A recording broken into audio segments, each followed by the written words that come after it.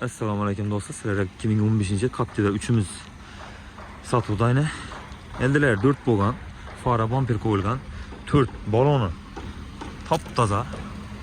Qimmatindan 4 balon qo'yilgan, xodoylari polni qilingan, amortizatorlar ham polni qilingan ekan. Mashina yurishlari va shuni cho'tki holatda turibdi. Mashinamiz ishlarga keladigan bo'lsa, ishlar ham cho'tki holatda. Chexol, chiroylisidan polik. Yurgani 168.132 km turibdi. Monitor qimmatini ishlaridan akkuratli saqlangan. Mashina egadan olib sotar emas. Kraskasini aytib o'taman, bir krench krelda kraskasi bor. Ustuna udar yo'q, mashina qirchilgan, ammo bir shetgan uchun sakilgan dedi. Mashina 4 balon toza aytildi. Propani bor ekan, mashinamiz metani yo'q mashinada. Shunday holatda yana do'stlar. Boshim ideal saqlangan ekan mashina. Cho'tki holatda. 2015 yil bo'ladi mashina. Eldiler Captiva 4 bo'lgan, propani bor, 4 balon toza, vashim rasxoti yo'q, umuman mashina rasxoti yo'q. Alaslar tolqa minesa, barter xizmati bor mashinamizda.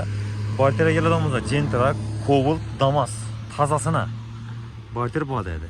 Ustini kelishib olaversa. Pulni keladiganimizda pulni 172 ming so'm aytilib turibdi. Ustunda kelishiladi. Aytilgan pul berilmaydi dedi. Ustuna kelishib olishingiz mumkin. Mashina umuman rasxoti yo'q ekan, propan ham bor. Olib yine kimlardir soğuğa taslanı, aksiyet halovchilar bo'lsa, atalarındanmı, soğuğa etmekə zor narsa ekanligi, ishonchli narsa. İşler ham vobshem akkuratli saqlangan. Içinde kırçık ya bir chizilgan neler yo'q axı vobshem. Sostanasi zo'r debdi.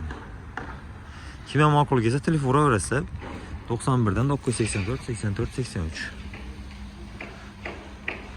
Urgan siti ham chiroyli bo'lib taxlanadir ekan. Kim ma'qul kelsa telefon uravering desanglar.